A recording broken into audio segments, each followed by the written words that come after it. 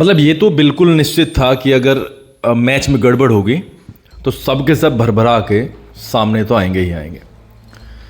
सबको पता है कि रोहित शर्मा और विराट कोहली बहुत दिनों के बाद में ये मैच खेल रहे हैं और ऊपर नीचे होने की बिल्कुल संभावना है। ऑस्ट्रेलिया में मैच, लास्ट जो मैच खेला था दोनों ने वो 200-250 दिन पहले खेला था। उसके बाद में कोई सीरीज़ थी नहीं वनडे की, तो ये खेल नहीं पाए।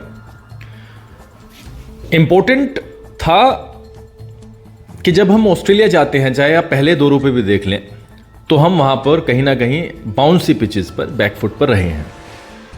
पर्थ में पहला मैच था और ऑस्ट्रेलिया की आदत रही है कि वो पहला मैच पर्थ में ही खेलते हैं। अगर सीरीज़ की शुरुआत देखोगे आप उनके पास्ट में भी, तो पहला मैच वो पर्थ में खेलते हैं क्योंकि वहाँ पे एक्स्ट्रा बाउंस होता है और कहीं ना कहीं पहले मैच में वो बैकफुट पर लाने की कोशिश करते हैं टीम को, ताकि वो पूरे के पूरे दौरे में मतलब बैकफुट पे ही रहे। और वही चीज़ यहाँ पर इन्होंने इस वनडे सीरीज़ की शुरुआत में कर दी। सबको वेट था, हौहुल्ला हो रहा है, रोहित शर्मा की कप्तानी क्यों छीन ली, उन्हें बाहर निकालने की साजिश है, ये सब की सब चीज़ें हो रही हैं। मैच शुरू हुआ, बहुत much anticipated match, much awaited match, सबकी निगाहें थी रोको पर। और जब मैच शुरू हुआ तो कहीं ना कहीं देखो मन में शक था, क्योंकि ऑस्ट्रेलिया की रेपुटेशन ऐसी रही है। मैं अब यहाँ पर टीम की बात नहीं कर रहा हूँ, लेकिन जो वेन्यू है उसकी रेपुटेशन ऐसी ही रही है कि पिच में वो उछाल देखने को मिलेगा जो अमूमन भारत में नहीं मिलता है। और वही चीज़ हुई। रोहित शर्मा वाली अगर बोल देखो, मैं यहाँ पर कोई बचाव करने के लिए नहीं आया हूँ, सबसे पहले तो मैं क्लैरिफाई कर दूँ, लेकिन जो बाउंसी पिच पे ये चीज़ बेनिफिशियल होती है बॉलर्स के लिए। अगर आप रोहित शर्मा वाली गेंद को देखते हो तो उसमें हल्का सा एक्स्ट्रा बाउंस था। और देखो क्रिकेट में यही चैलेंज होता है, आप ये बहानेबाजी नहीं कर सकते कि ये एक्स्ट्रा बाउंस था या मैं क्रिकेट नहीं खेल रहा था या मैं भारत के पिचेस पर ही खेलता हूँ, ये ऑस्ट्रेलिया में मैच था, एंड ये सारे बहाने होते हैं। बट मैं यहाँ पर ये ज़रूर कहना चाहूँगा कि आप जब इतने दिनों के बाद में खेलते हो तो फ़र्क पड़ता है। दूसरी चीज़, एक मैच में फेल होने से आप डिसाइड नहीं कर सकते, तो हार जीत चलती रहती है। मैं अभी भी यही कहूँगा, और मैं ये मतलब बहाने के स्वरूप नहीं कह रहा हूँ, लेकिन हार जीत वास्तव में चलती रहती है। लोग बाग बहुत सारे ये भी कह रहे हैं कि बी ग्रेड टीम थी, बी टीम थी ऑस्ट्रेलिया की। I don't think so. अगर ये बी टीम है तो फिर ए टीम को भी लेके आओ भाई। ठीक है, पैट कमिंस नहीं थे, तो इस तरीके से बुमराह भी नहीं है भारतीय टीम में, तो वो एक अलग ही चीज़ होती है। ऑस्ट्रेलिया ने बड़ी सीरियस टीम खिलाई है और उस सीरियस टीम ने भारतीय बहुत बेहतरीन बल्लेबाजी को, बहुत बढ़िया टीम को हराया।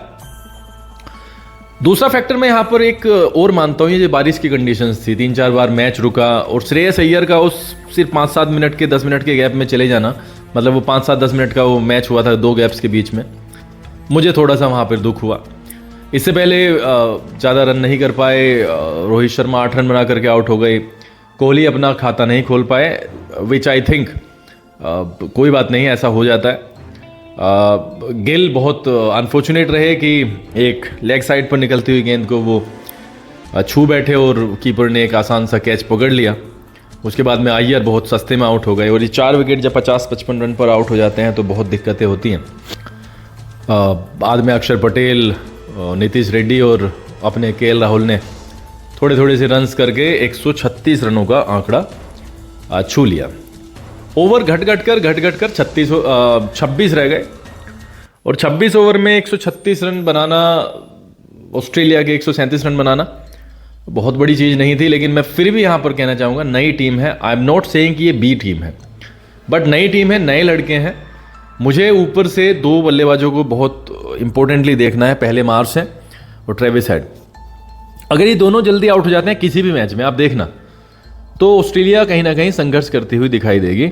आप स्कोर कार्ड पर निगाह डालें, ये स्कोर कार्ड सीधा कहता है कि मार्श अगर यहाँ पर आउट हो जाते हैं तो बहुत ज़्यादा दिक्कतें पड़ेंगी। ट्रेविस हेड जल्दी आउट हो गए, बहुत अच्छी बात है, लेकिन उसके बाद में चीज़ें वैसी नहीं थी। एक्चुअली क्या है, स्कोर बहुत कम था। कई लोग हर्षित राणा को भी टारगेट कर रहे हैं कि भाई विकेट नहीं लिया।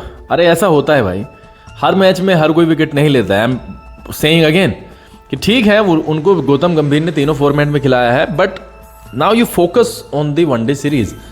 अगर हर्षित एक अच्छा लड़का है, अच्छी गेंदबाजी करता है और गंभीर ऐसा सोचते हैं तो let him play some games. वो प्रूव करेगा अगर वो अंतर्राष्ट्रीय क्रिकेट में गया है। देखो पहले 11 में वो सेलेक्ट हुआ है तो कहीं ना कुछ तो चीज़ें होंगी। लेकिन यहाँ पर अगर आप पूरे के पूरे स्कोर कार्ड की तरफ देखते हैं तो भारतीय टीम के स्कोर कार्ड को देख करके दुख तो होता है। खैर हार जीत लगी रहती है, भारतीय टीम 1-0 से पिछड़ गई है। भारतीय टीम को देखना पड़ेगा और मैं रोहित शर्मा और विराट कोहली से अभी भी पूरी की पूरी उम्मीद है मुझे। प्लस गिल भी बहुत अच्छा कर रहे हैं, वो भी प्रदर्शन करेंगे। अय्यर की तरफ मैं हमेशा देखते रहता हूँ। और नीचे के जो बल्लेबाज हैं हमारे, जैसे अक्षर पटेल हो गए, वॉशिंगटन सुंदर हो गए, नीतीश रेड्डी हो गए, मुझे लगता है कि वो परफॉर्म करेंगे। बट क्योंकि छोटी सीरीज़ है, 3 ही मैच हैं, तो इसमें ज़्यादा कुछ करने के लिए मैं नहीं समझता कि होगा भी, क्योंकि एक मैच जा चुका है। अब यहाँ पर प्रेशर बहुत क्रिएट हो जाएगा भारतीय टीम पर। बट अंतर्राष्ट्रीय क्रिकेट की यही ब्यूटी होती है कि आपको सारी चीज़ें, सारे बोझ आपको निकालने होंगे ही और अगले मैच की तरफ बढ़ना होगा। प्रोफेशनल लोग हैं, जल्दी से उस सिस्टम पे आ जाएंगे। जो कुछ किसी ने भी कहा है उसके बारे में मैं ज़रूर वीडियो बनाऊंगा। कुछ चीज़ें गिल ने भी कही हैं, कुछ चीज़ें अगरकर साहब ने भी कही हैं।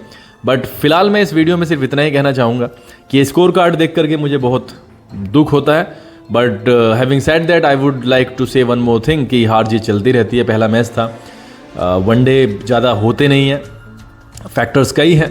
But at last I would say कि थोड़ा सा रिफॉर्म करने की ज़रूरत है, पिच पर टिके रहने की ज़रूरत है। रन्स तो अपने आप ही आते हुए चले जाएंगे। और दीपावली की आप सभी को हार्दिक शुभकामनाएं। ये पावन पर्व आई प्रे कि आपके जीवन में खुशियों का एक पूरा का पूरा पर्वत लेकर के आए। Thank you so much for watching.